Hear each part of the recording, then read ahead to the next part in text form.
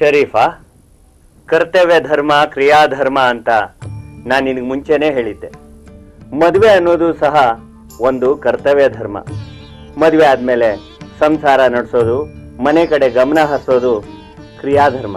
ತಾವು ನನ್ನ ಬಗ್ಗೆ ತಪ್ಪಾಗಿ ತಿಳ್ಕೊಳ್ದೆ ಇದ್ರೆ ನಿಮ್ಮ ಹತ್ರ ವಾದ ಮಾಡಬೇಕು ಅಂತ ಇದ್ದೀನಿ. ವಾದ ಮಾಡಬೇಕು ಶರೀಫಾ. ಶಿಷ್ಯನಾದವನು ಅಂಧಾನುಕರಣೆ ಮಾಡಬಾರ್ದು. ಯಾವ ವಿಷಯನೇ ಆಗ್ಲಿ ವಾದ ಮಾಡಿ ತಿಳ್ಕೋಬೇಕು. ಅಲ್ಲ ಗುರುಗಳೇ, ದೈಹಿಕ ಭೋಗಗಳನ್ನ ತೊರಿಬೇಕು, ಹೆಣ್ಣು ಹೊನ್ನು ಮಣ್ಣುಗಳನ್ನ ಜಯಿಸಬೇಕು ಅಂತ ಹೇಳಿದ ತಾವೇ ಈಗ ಹೆಣ್ಣಿನ ಪಾಶದಲ್ಲಿ ಬಂಧಿಸ್ತಾ ಇದ್ದೀರಲ್ಲ, ಇದು ನ್ಯಾಯವೇ? ಮದುವೆಗೂ ಹೆಣ್ಣಿನ ಮೋಹಕ್ಕೂ ಬಹಳ ಅಂತರ ಇದೆ ಶರೀಫಾ.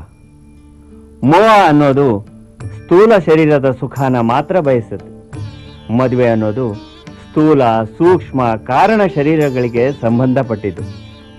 ಆದಿಶಂಕರಾಚಾರ್ಯರು ಆತ್ಮಾತ್ವಂ ಗಿರಿಜಾಮತೆ ಅಂತ ಹೇಳಿದ್ದಾರೆ. ಅಂದ್ರೆ ಹೆಂಡತಿನೇ ಮತಿ. ಆ ಮತಿನ ಶ್ರೀಮತಿ ಮಾಡೋದು ಕುಮತಿ ಮಾಡೋದು ನಮ್ಮ ಬುದ್ಧಿ ಮನಸ್ಸುಗಳ ಮೇಲೆ ಆಧಾರ ಪಟ್ಟಿದೆ. ತನುತ್ರಯಗಳಿಂದ ಸೇರಿ ಬಾಳೋದೇ ದಾಂಪತ್ಯ. ಸಂಸಾರಂ ದುಃಖ ಸಾಗರಂ ಅಂತ ಹೇಳ್ತಾರಲ್ಲ ಗುರುಗಳೇ. ಸಂಸಾರಂ ಸೌಖ್ಯ ಸಾಗರಂ ಅನ್ನೋ ರೀತಿ ಮಾಡ್ಕೊಳ್ಳೋದೇ ಜ್ಞಾನಿಗಳ ಲಕ್ಷಣ. ಅಂದ್ರೆ ಶರೀಫಾ, ಶೋಕ ಸಾಗರ, ಸೌಖ್ಯ ಸಾಗರ, ಆನಂದ ಸಾಗರ, ಜ್ಞಾನ ಸಾಗರ, ವಿದ್ಯಾಸಾಗರ ಅಂತ ಈ ಸಾಗರ ಅನ್ನೋ ಪದನ ಎಲ್ಲದಕ್ಕೂ ನಾವು ಉಪಯೋಗಿಸ್ತೀವಿ. ಆದ್ರೆ ಜ್ಞಾನ ಸಾಗರದಲ್ಲಿ ಸಂಸಾರ ಮಾಡೋನ್ಗೆ ಯಾವ ಬಂಧನವೂ ಇರೋದಿಲ್ಲ, ಯಾವ ಭಯವೂ ಇರೋದಿಲ್ಲ.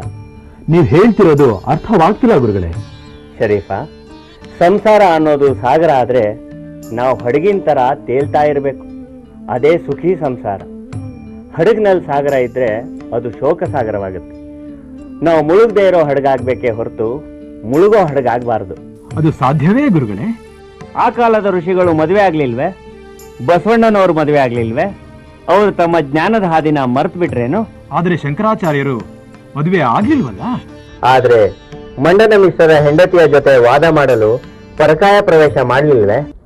ಮತ್ತೆ ಆ ಮೋಹದಿಂದ ಹೊರಬರ್ಲಿಲ್ವೇ? ಹಾಗೆ ನೀನು ಮದುವೆ ಆಗಿ ತಾವರೆ ಎಲೆ ಮೇಲೆ ನೀರಿನಂತೆ ಬಾಳು. ನಿನ್ಗೆ ಒಳ್ಳೇದಾಗತ್ತೆ.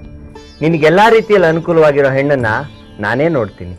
ಆಯ್ತು ಗುರುಗಳೇ, ತಾವೇ ಹೆಣ್ಣನ್ನ ನೋಡ್ತೀನಿ ಅಂದಮೇಲೆ ನನಗೆ ಯಾವ ಅಭ್ಯಂತರವೂ ಇಲ್ಲ. ಈ ಸಂತೋಷ ಸುದ್ದಿನ ನಿನ್ನ ತಾಯಿಯವರೆಗೂ ತಿಳಿಸು. ಹೋಗಿ ಬಾ. ಆಯ್ತು ಗುರುಗಳೇ. ದೀರ್ಘಾಯುಷ್ಮಾನ್ ಭವ.